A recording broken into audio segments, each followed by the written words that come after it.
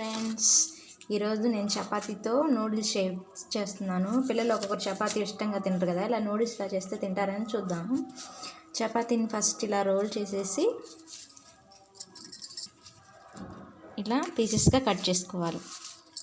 Friends చూడండి, ఇలా noodles షేప్లో వస్తాయి. ఇలా కట్ చేసేసుకున్నాం కదా. నేనైతే టూ చపాతీస్ తీసుకున్నాను. చూద్దాం ప్రాసెస్. ఫ్రెండ్స్, ఇలా బౌల్ పెట్టి ఆయిల్ వేసేసాం కదా. ఆనియన్స్, టమాటోస్, క్యారెట్, క్యాప్సికమ్ వేసి ఫ్రై చేసుకుందాం. ఫ్రెండ్స్, ఇలా ఫ్రై అయ్యాయి కదా. ఇప్పుడు దీంట్లో 2 eggs వేసుకుందాం. నేను 2 చపాతీస్ తీసుకున్నా కదా, 2 eggs వేస్తున్నాను. ఫ్రెండ్స్ చూసారా, ఎగ్ ఇలా ఫ్రై అయిపోయిన తర్వాత 1/2 teaspoon కారం, 1/2 teaspoon సాల్ట్ వేసి మిక్స్ చేయాలి. ఇందాక కట్ చేసి పెట్టుకున్నాం కదా మనం చపాతీ, అవి వేసేద్దాం. ఫ్రెండ్స్, ఇదిగోండి చపాతీ నూడిల్స్ అయితే రెడీ అయిపోయినాయి.